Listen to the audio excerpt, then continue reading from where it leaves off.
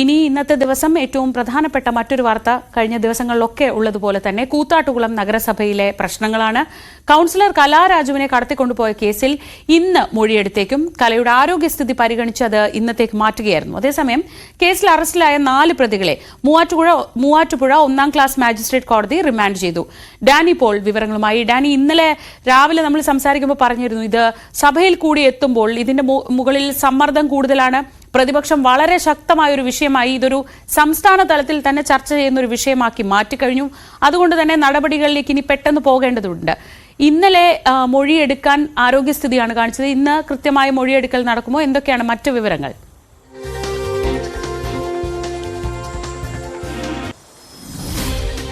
ശ്രീജ, ഈ കേസുമായി ബന്ധപ്പെട്ടുകൊണ്ട് മൊഴിയെടുക്കൽ ഇന്നലെ തീരുമാനിച്ചിരുന്നെങ്കിലും അതിൽ മാറ്റം വരുത്തിയിരുന്നു. അവരുടെ ആരോഗ്യസ്ഥിതി പരിഗണിച്ചുകൊണ്ട് ഇന്നലെ ആരോഗ്യസ്ഥിതി യാത്ര ചെയ്യാൻ കഴിയാത്ത രീതിയിൽ നിന്നായിരുന്നു ഡോക്ടർ റിപ്പോർട്ട് നൽകിയത്.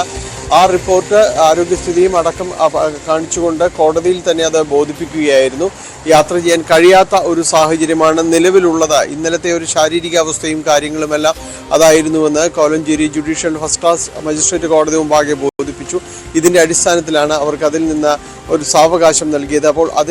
അപ്പോൾ രണ്ട് രീതിയിലാണ് പിന്നീട് മൊഴിയെടുക്കൽ ഉണ്ടാകുമെങ്കിൽ സ്വീകരിക്കാവുന്നത്. ഒന്ന്, മജിസ്ട്രേറ്റ് കോടതിയിലേക്ക് വരിക, അല്ലെങ്കിൽ ഇവരുടെ ഒരു ആരോഗ്യം വീണ്ടെടുത്ത ശേഷം മറ്റൊരു ദിവസം നിശ്ചയിച്ചുകൊണ്ട് കോടതിയിലേക്ക് എത്തുക എന്നതാണ് അനുവർത്തിക്കേണ്ടത്. അപ്പോൾ ഇതിൽ ഏത് രീതി എന്നത് സംബന്ധിച്ച് ഇന്ന് ഡോക്ടർ പരിശോധിക്കും. ഇതുവരെയും ഇവർക്ക് മറ്റൊരു അറിയിപ്പ് ലഭിച്ചിട്ടില്ല.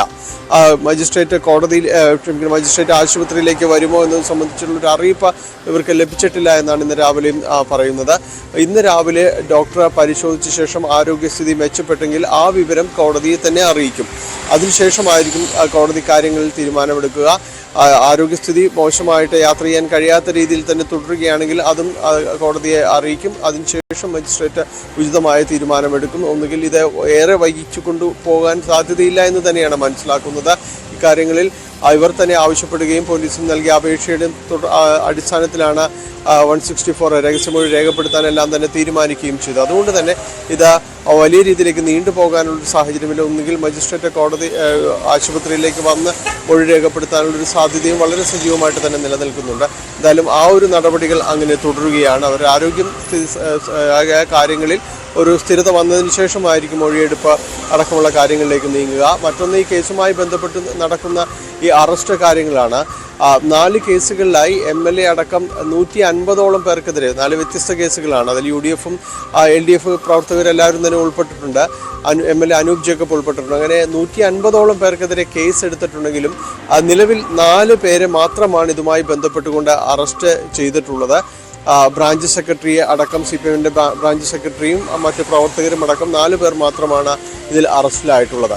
കൂടുതൽ അറസ്റ്റുകൾ ഉണ്ടാകുമെന്നുള്ളതാണ് പ്രതീക്ഷിക്കുന്നത്. കാരണം പോലീസിനെതിരെയും വലിയ രീതിയിലൊരു വിമർശനം ഇക്കാര്യങ്ങളിൽ വരുന്നുണ്ട്. തുടർ നടപടികൾ ഉണ്ടാകുന്നില്ല എന്ന് പറയുന്നുണ്ട്. തുടക്കത്തിൽ ആരോപണ വിധേയനായ മൂവാറ്റുപുഴ DYSP അന്വേഷണ ചുമതലയിൽ നിന്ന് മാറ്റിയിട്ടുണ്ട്. ആലുവ DYSP-ക്കാണ് ഇപ്പോൾ അന്വേഷണ ചുമതലയുള്ളത്. എന്തായാലും ഈ കേസിൽ കലാരാജുവിൻ്റെ മകൾ നൽകിയ പരാതിയിൽ അമ്മയെ തട്ടിക്കൊണ്ടുപോയി ദേഹോപദ്രവിപ്പിച്ചു എന്നടക്കമുള്ള പരാതി നൽകിയിരുന്നു. അതിൽ ഏരിയ സെക്രട്ടറി PV രതീഷാണ് ഈ കേസുമായി ബന്ധപ്പെട്ടുള്ള 1-ാം പ്രതി. അതോടൊപ്പം തന്നെ കൂത്താട്ടുകുളം നഗരസഭ ചെയർപേഴ്സണും അതോടൊപ്പം വൈസ് ചെയർമാനും ഇതെല്ലാം തന്നെ പ്രതികളാണ്.